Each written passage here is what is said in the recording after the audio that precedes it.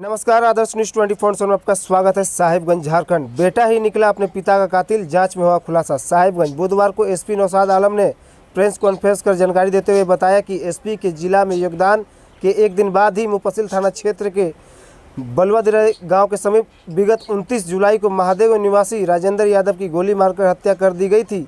इस मामले में मृतक के पुत्र रामकुमार यादव के फर्द बयान पर मुफस्सिल थाना में कांड संख्या 77/23 3 लोगों के विरुद्ध हत्या का मामला दर्ज किया गया था। इस मामले में सफल उद्भेदन और आरोपी की गिरफ्तारी के लिए एसडीपीओ राजेंद्र दुबे के नेतृत्व में एक एसआईटी का गठन किया गया था, जहां गठित एसआईटी टीम के सदस्यों द्वारा पेशेवर और तकनीकी तौर पर गुणवत्तापूर्ण अनुसंधान करते हुए कांड के सूचक रामकुमार यादव ने ही अपने पिता 65 वर्ष राजेंद्र यादव की सुनियोजित साजिश के तहत हत्या कर दिया था। जानकारी देते हुए बताया गया है कि आरोपी मृतक के पुत्र कर्ज में डूब जाने के कारण अपने पिता पर जमीन बेचने का दबाव डाल रहा था, जिसके लिए उनके पिता तैयार नहीं थे। वहीं पुलिस अनुसंधान के क्रम में पाया कि मृतक के पुत्र ने बताया कि पिता के पीठ में गोली मारी गई थी, जबकि पंचनामा तैयार करते समय यह प्रकाश में आया कि मृतक को गोली छाती में मारी गई थी। इन्हीं अन्य बिंदु पर जाँच करते हुए पुलिस ने इसका सफल उद्भेदन करते हुए आरोपी रामकुमार यादव पिता स्वर्गीय राजेंद्र यादव ग्राम महादेवगंज पूरब टोला को गिरफ्तार कर लिया है। छापेमारी दल में मुफस्सिल थाना प्रभारी अनुपम प्रकाश के अलावे एसआई वाजिद अली, सतीश कुमार सोनी, परनीत पटेल एवं सशस्त्र बल के हवलदार एवं सिपाही थे। मेरे योगदान के साहिबगंज जिला में एक दिन बाद ही बलुआदिरा जो पड़ता है हम लोग का मुफस्सिल थाना क्षेत्र का, वहाँ राजेंद्र यादव का गोली मारकर हत्या की सूचना आई थी, जिसका उद्भेदन आवश्यक कार्रवाई के लिए डीएसपी साहब और इंस्पेक्टर साहब थाना प्रभारी के नेतृत्व में हमने एक टीम का गठन किया था एसआईटी का। लोग आनंद फानन में वहाँ गए और डेड बॉडी को ले आए, तो देखने से ये पता चल रहा था कि वृद्ध आदमी है, 70+ के आसपास आदमी है, आखिर इनको गोली मारने का कारण क्या बने। लेकिन चूँकि बाइक पर उनका बेटा रामकुमार लेके जा रहा था, उसका कहना ये था कि 3 लोग आए वहाँ पर और पिस्टल निकाल कर हमारे पिताजी को पीठ में गोली मार दी और वहीं गाड़ी इनकी गिरी हुई थी। जो पीओ था, पोस्टमार्टम वगैरह तो करवा दिया गया, लेकिन पोस्टमार्टम के बाद एफआईआर होने के बाद जो पोस्टमार्टम हुआ तो वहाँ जो कुछ डाउट सामने आ रहा था, जो डाउट कहीं न कहीं ये इंक्लाइन कर रहा था, ये संदेश दे रहा था कि नहीं, इनका अभियुक्तों जो 3 आदमी अभियुक्त बनाया गया था, उसमें सोनू मंडल, उमेश मंडल और गौरव तिवारी, ये तीनों लोगों का मोबाइल का टावर जब हम लोग टेक्सel के माध्यम से लिए तो वहाँ किसी का टावर नहीं दिखाई दे रहा था। दूसरा, इन्होंने ये कहा था कि पीठ में गोली मारी गई थी, जबकि वुंड ऑफ एंट्री छाती में था।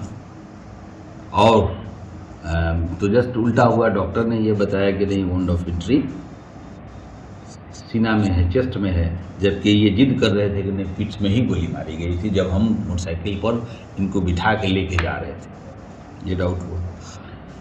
और जब तहकीकात जब हम लोग शुरू किए तो पता ये चला कि ज़मीन से संबंधित मैटर था। ये 2 भाई हैं परिवार में, आज दोनों की बंटवारा हो चुका था।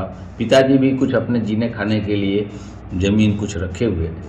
अपने हिस्से का ज़मीन रामकुमार ने खुद बेच दिया था और ये इस बीच में काफ़ी कर्जदार हो गया था। कई लोगों से जिसका नाम बताया है, सोनू मंडल, गौरव तिवारी और उमेश, इन लोगों से ही ये कर्जा लिया हुआ था। इवन 2 लाख से ऊपर कुछ जेवर भी लिए हुआ था। चूँकि ये बेसिकली ये ड्राइवरी का काम करता था, ट्रक व्रक का हायर करके ये ड्राइवरी का काम करता था। जब इसको और सख्ती से पूछताछ किया और गांव में जब और भी पूछताछ किया तो सब लोगों ने एक बालिया बयान में यही बताया, और विटनेस में 164 का बयान माननीय न्यायालय में हम लोगों ने करवाया, तो उसमें आया कि नहीं, ये आदमी पहले भी कहता था कि इसको अपने रास्ते से हटाना है। चूँकि ये ज़मीन हम बेचना चाह रहे हैं इनके हिस्से का, तो फिर ये बेचने नहीं दे रहे। तब ये एक प्लान के तहत गोली जहाँ से ये लिया था, पिस्टल जहाँ से लिया था, वहाँ से पता चला कि हाँ, वहीं से ये गोली लेना चाह रहा था, तो गोली लिया वहाँ से और लेकर ये अपने ही पिता का हत्या करके साजिश के तहत ये प्लान कर लिया और खुद उसका कंप्लेंट बन गया।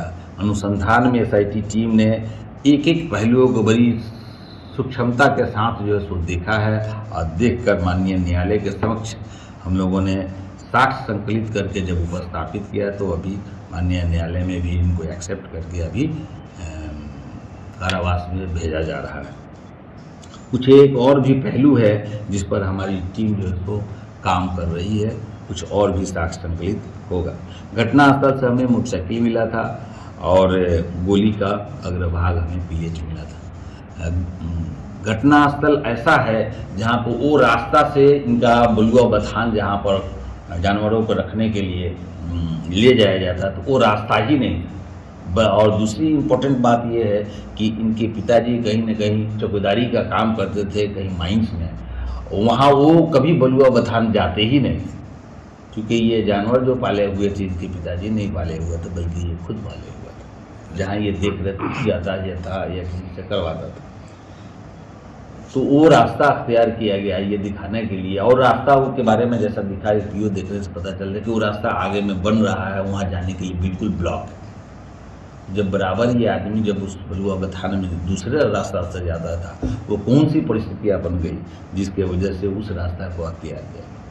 तो सर्कल में स्टांस ऐसा था, प्रीवियस कंडक्ट इनका और उसके बाद कंक्लूसिव कंडक्ट और सर्कल में स्टांसियल एविडेंस सब कहीं न कहीं वादी के खिलाफ ही जा रहा है।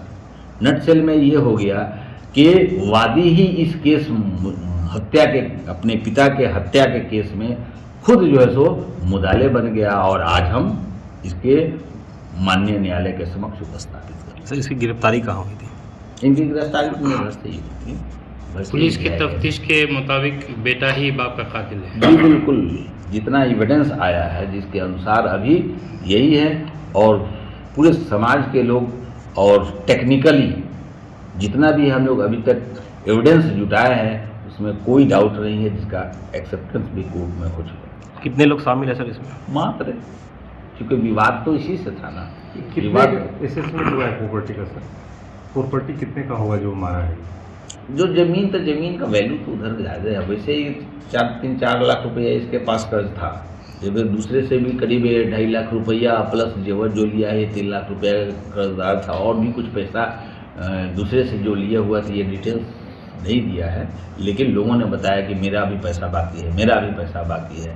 जब ये पकड़ा के जब आया था बोलने लगा तो ये सोच रहा था कि ज़मीन अगर हम पिताजी वाला हिस्सा का बेच देते हैं, अपना तो ये बेच के खा ही गया था, उसको बेच देंगे तो शायद ये कर्जा मेरा पट जाए और पिताजी देने के लिए तैयार नहीं थे। तो इसलिए ये प्लान करके ये और खुद का ये था प्लानिंग इसका। इस प्लानिंग में अभी तक किसी की संलिप्तता नहीं आई है लेकिन ओपन है हम लोगों का। तो SIT वर्क कर ही रहा था, यदि अगर कोई होगा तो उसको भी हम लोग लाएंगे। खुद गोली मारा है अपने पिता को? खुद मारा, मास्टरमाइंड मार के और उसके बाद सारा चीज़ें भी छिपा दिया है और लगा हुआ हम लोग बाकी पहलू भी सामने आएगा। इसमें सराहनीय का थाना प्रभारी का रहा, DSP साहब PO पर गए, कई बार पूछताछ की, इंस्पेक्टर साहब का भी मार्गदर्शन रहा इसमें। ये भी सब लोग हम लोग टीम सराहनीय काम किया है, बधाई के पात्र। कुछ न कुछ विवाद में ही हमेशा कंट्रोवर्शियल टाइप का ही आदमी रहा। शातिराना अंदाज, देहात में रहने वाले हैं ये, लेकिन फिर भी इनका प्लानिंग और ये जो देखा जा रहा था ये लग रहा था कि ये नहीं अपने आप को बचा लेगा, लेकिन घटनास्थल पर हमेशा कुछ न कुछ अपराधकर्मी साक्ष्य छोड़ ही देते हैं और वही साक्ष्य इनका गले का फांस बना। Thank you.